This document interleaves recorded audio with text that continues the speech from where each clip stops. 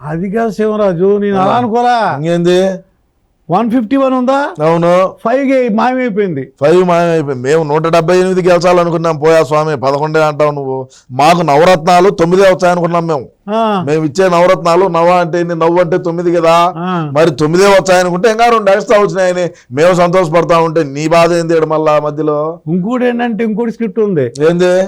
ఈ మా కూటమికి 164 వచ్చినాయి. అవును, అన్ని కలిపి ఒకసారి 1 + 6 + 4 ఎంత వచ్చింది చూడు. స్క్రిప్ట్ ఎలా ఉంది? మాకు లెక్కలు వచ్చినాయి కదా, అంగుట్టి గాళ్ళు మాకు డబ్బు, మాకు లెక్కలు. మా ఆయన ఏమన్నాడు, 116, 18, 22 మంది అంటాడు. అది ఏందనేది మనకు తెలియదు. మరి అన్నగాడిది ఉండే శిష్యులు మాకెట్టొచ్చాయి లెక్కలంగా? నేను చెప్తాను చూడు శివరాజు. 1 + 6 7, 7 + 4 11. అందుకే ఇది వచ్చింది. అట్లా అదో స్క్రిప్ట్, దేవుడు రాసిన స్క్రిప్ట్ అంటే ఇదే. ఎట్ట వచ్చినా 11 వచ్చింది. నేను కూడా క్యాల్కులేటర్ తీసుకొని కొట్టినా కిందికి పైకి ఎట్ట కొట్టినా 175 రాలా. ఎందుకు రాకూడదు రజని? ఎందుకు రాకూడదు? అదంటారా 175 ఎందుకు రాకూడదు? మనం ఎందుకు గెలవకూడదు రజని? 30 ఓట్లు తగ్గినాయి రజని పులివెందుల్లో. మెజార్టీ అది రజని కథ. మరి ప్రజాస్వామ్యంలో ఎప్పుడు కూడా అధికార అహంకారంతో, అధికార మదంతో మనమే సుప్రీములము, ప్రజలు మనకు 151 స్థానాలు గెలిపించి మనల్ని ముఖ్యమంత్రి పీఠం మీద కూర్చొని అని చెప్పి నువ్వు ఏదైతే నువ్వు ఆడినటువంటి ఇది ఉండదో ఈ 5 సంవత్సరాలు, అది మాకు భారీగా డ్యామేజ్ జరిగింది. ఇంకొకటి, ప్రజల్లోకి పోవాలంటే పోలేడు. ఇచ్చిన హామీలు, ఇచ్చిన మాట తప్పితే ఓటు వేయొద్దని చెప్పిన మొగోడు, దమ్మున్న మొగోడు జగన్ అన్నారు. అట్నే చేశారు ప్రజలు. ఇచ్చిన మాట తప్పినాడు, వీడికి ఓటు వేయకూడదు.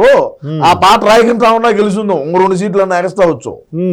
ఏడ సిద్ధం సభలు లేకపోయినా, ఏడ మీటింగ్లు లేకపోయినా, ఎలక్షన్ క్యాంపెయిన్లో చూసినా అంతా ఇదే పాటే. అవును, ప్రజలకు బాగా ఎక్కిపోయింది. ఇచ్చిన మాట తప్పితే ఓటు వేయొద్దని చెప్పిన దమ్మున్నోడు మగవాడు జగన్ అని. అది బాగా ఎక్కిపోయింది. వీళ్ళన్నీ చేసేటన్నీ అయ్యాయి కదా, మద్య నిషేధము, సిపిఎస్ రద్దు, అదే విధంగా చూసుకుంటే ఇంకా జాబ్ క్యాలెండరు, పోలవరం కడతా, రాజధాని అమరావతి, మేము బ్రహ్మాండమైనటువంటి ఇది తెచ్చాము, పరిశ్రమలు తెచ్చాము, పరిశ్రమలు ఉన్నాటి తనువు దెబ్బినాడు, ఏమి తేకపోలా. మద్య నిషేధం అంటే చంద్రబాబు నాయుడు ఉన్నప్పుడు బయట రాష్ట్రాల నుంచి మద్యాన్ని వీడికి ఇంపోర్ట్ చేసుకొని ఇక్కడ ఆంధ్ర రాష్ట్రంలో అమ్మేవాడు. అది పోయింది. అది ఎత్తిపోయింది కంపెనీ. మద్య నిషేధం ఈయన స్పిరిట్ తెచ్చి స్వయంగా వేంపల్లో బత్తాయి చెట్లలో మనం ఓన్గా మ్యానుఫ్యాక్చరింగ్ చేసి రాష్ట్రానికి అంతా ఎక్స్పోర్ట్ చేసి, రాష్ట్రానికి అంతా డీలర్లకు అందరికి వేసి, షాపులు మంది అంటే మరి భూము స్పెషల్ స్టేటస్, ప్రెసిడెంట్ మెడల్, దారు హౌస్, అన్ని స్పెషల్ స్టేటస్ మేము ఆడ మెడలోంచి తేలేకపోయినా 120 రూపాయలు ఇచ్చి ఇక్కడ వైన్ షాప్ లో ఇచ్చా నీకు స్పెషల్ స్టేటస్ ఇస్తాడు బాటలో.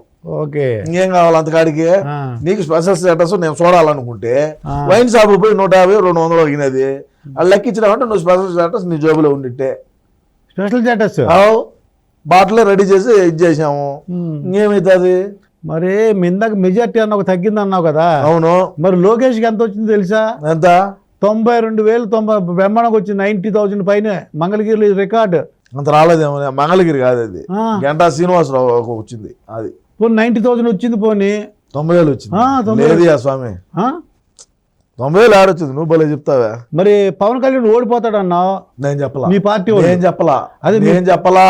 నువ్వు వాస్తవాలు తెలుసుకొని ఇక్కడికి మాట్లాడాలా. డిప్యూటీ సీఎం చేస్తాను చెప్పేది వాస్తవాలు తెలుసుకొని వచ్చి ఇక్కడికి కూర్చొని మాట్లాడు. నువ్వేదో ఊరికైనా ఇచ్చినాం కదా నువ్వు మైకి పెట్టుకొని ఇష్ట ప్రకారం మాట్లాడితే ఎట్టది? నేను పవన్ కళ్యాణ్ గారు 45,000 ఓట్ల నుంచి 60,000 ఓట్ల మెజార్టీతో పిఠాపురంలో గెలవబోతా ఉన్నాడని యుద్ధం చేసిన నా కొడుకుని నేను. వంగా గీత గెలిచదు, మీరు లేపొద్దు. ఇక్కడ తెలంగాణలో ఉంటారు కొంతమంది పెయిడ్ ఆర్టిస్టులు, లెక్కలు తీసుకొని బయట దేశాలు యాంకరింగ్లు చేసే వాళ్ళందరినీ పిలిపించి గబ్బులు వేపినారాడ. నేను ఆ రోజే చెప్పిన, ఎవరు రావద్దు, పిఠాపురం గురించి ఆలోచన చేయొద్దు, హిందూపూర్ గురించి ఆలోచన చేయొద్దు, మంగళగిరి ఆలోచన చేయొద్దు. మీరు ఇట్లాంటివన్నీ మెయిన్ గా ఎవరైతే నాయకులు, ముఖ్య నాయకులుగా ఎవరైతే ఉన్నారో వాళ్ళందరినీ టార్గెట్లు చేసి మీరు ఆడికి పంపించొద్దు. మిగతా నియోజకవర్గాల మీద పడండి. మనకు లాస్ అయితే ఈ 3-4 నియోజకవర్గాలు, ఇప్పుడు కుప్పము, మంగళగిరి, పిఠాపురం మీద పెట్టిన శ్రద్ధ ఇంకా బయట పక్కన నియోజకవర్గాల మీద కన్నా పెట్టునుంటే ఇంకో సీట్లు 1-2 పెరిగేటి. యాండే స్క్రాప్ అంతా తెచ్చి పిఠాపురంలో దించుతీవి. అంటే పవన్ కళ్యాణ్ గారు సినిమా హీరో, ఏ విధంగా ఆయన అభిమానులు ఉంటారు. జన సైనికులు ఏ విధంగా ఉంటారు, వీర మహిళలు ఏ విధంగా ఉన్నారు, ఏమి ఆశించకుండా పవన్ కళ్యాణ్ గారికి పనిచేసేటువంటి అభిమానులు ఉన్నారు. మరి ఈ లంగా పనులన్నీ ఎందుకు? ఈ లంగా నా కొడుకులందరినీ తెచ్చి ఆడ దించి ఈ స్క్రాప్ అంతా దించినాడు. ఏమి దించిన ఉపయోగం చూడాలి అంటే గేట్ కూడా తాకలేడు అన్నాడు. అందుకుని తాకనివ్వ అన్నారు పవన్ కళ్యాణ్ ఈ అసెంబ్లీ ఉంది కదా, గేట్ తాకడానికి ఇయ్యలేదని అన్నారు. అనింది, రోజే అనింది. అది అడిగిపోయింది, ఇప్పుడు కంటికి కనపడకుండా పోయింది. అది 40,000 పైన ఎంతో పోయింది. మరి ఏంటి రోజా పరిస్థితి ఏంటి తమ్ముడు? మాజీ పర్యాటక శాఖ మంత్రి కదా, ఇంకా పర్యటనలు చేసుకుంటా ఉంటది.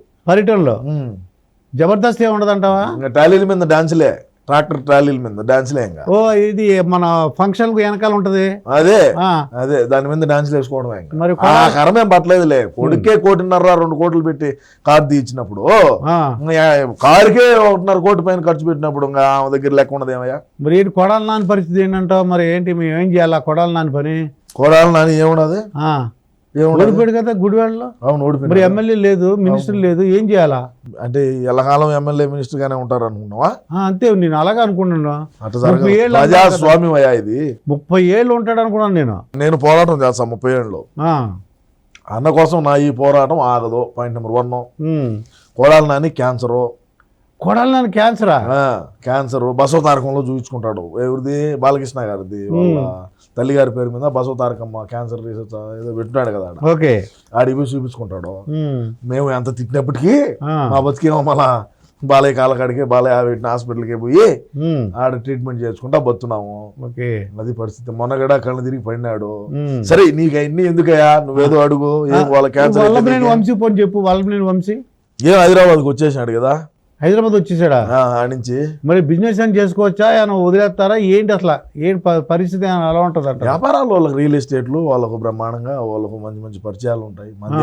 మనం అంటే ఇంటర్నేషనల్ గా ఉంటాం, మనకు లోకల్ గా తెలియదు కాబట్టి ఏదో వాళ్ళు పడేది వాళ్ళు పడతా ఉంటారు, మనకెందుకు. ఇప్పుడు జగన్మోహన్ రెడ్డి గారు ఇప్పుడు ఓడి చెప్పేది ఇప్పుడు జగన్మోహన్ రెడ్డి ఏంది బొక్క, మా అన్నే కావచ్చు. అయినా ఐఏఎస్ఎల్ ఐపీఎస్ఎల్ కోర్టులో మింగబెట్టినాము. ఈ వల్లభనేని వంశీ అంతా, రోజా అంతా, బొక్క విడుదల రజనీ ఏంది, గుడివాడు గుట్కాగాడేంది, ఏమైతే అది వీళ్ళందరిది ఐఏఎస్ఎల్ ఐపీఎస్ అని కోర్టు భూములు ఎక్కించి నా కొడకలము, తల్లిని చెల్లిని వాడుకొని ఏదలు బడిగా తిప్పిన వాళ్ళము. సినాయన ఈడు మాకు ఎన్నుపోటు పుడుచాడు, ఈడు మాకు ఇదిగా ఉన్నాడు అని చెప్పి గొడ్డలతో నరికిన వాళ్ళము. ఇంకా కొడాలి నాని ఏంది, వల్లభనేని వంశీ ఏంది, బొక్క ఏందంట. ఇప్పుడు గొడ్డలు అన్నావు కదా, మరి గొడ్డలు అంటే ఎన్నాళ్ళు సీఎం గా ఉన్నందుకు జగన్మోహన్ రెడ్డి గారు పర్లేదు. ఇప్పుడు మరి దిగిపోయారు, ఏమవుద్దంటారు గొడ్డల పోటు? ఏమైతే ఏమవుతుంది, సిబిఐ విచారణ పిలుస్తుంది, పోతాము. అన్నా పోతాడు, వదినా పోతుంది. తేడా జరిగితే లోపల మింగుతారు. ఏందంట 16 నెలలు ఉన్నాం, ఏమవుతుంది? ఇంకా మేమేం చూడడం చేయాల, మాకు తెలియజేయాల. 10వ తరగతిలోనే పేపర్ లీకేజ్లో జైలుకి పోయి నా కొడుకులో మేము. జైలు ఏంటి, అది మాకు అత్తగారితో పాటే సమానం, ఏం కాదు మాకు. మా రాయలసీమలో నీ మీద ఎన్ని కేసులు ఉంటే నువ్వు అంత మగోడివి. ఏ ఊరి మీద? కాకినాడ. మీ గోదావరి జిల్లాలో ఉచ్చబోసుకుంటారు పోలీసు వాళ్ళన్నా, జైలు కేసులన్నా. నిజమే, మాకు ఇంటికి మొక్కతో సమానం. ఇది ఇంటికి మొక్క. అన్న మీద ఎన్ని కేసులు ఉన్నాయి, ఏమైంది, ఏం పెరిగినారా? సీఎం గా ఉన్నారు కాబట్టి రాలేదు. మరి సీఎం దిగిపోతున్నాడు కదా, ఆల్రెడీ రాజీనామా రాసి ఇచ్చినాడయా. సిబిఐ కేసులు అన్ని ఏమవుతాయని. ఏమైనా కానీ 16 నెలలు జైల్లో ఉన్నాము, ఇంకొక 16 నెలలు ఉంటాం అవసరం అయితే. అంటే అలవాటేనంటావు ఇవి? అయితే వారిని 10వ తరగతిలోనే జైలుకి పోయి వచ్చిన వాళ్ళమయ్యా. మళ్ళీ ఒకసారి బాలకృష్ణ అభిమాన సంఘం కడప టౌన్ ప్రెసిడెంట్ గా పనిచేసినప్పుడు ఏదో సినిమాలో కూడా ఎవరో గొడవ అయితే అప్పుడు కూడా 2 రోజులు కేసులో ఉండిచాడు.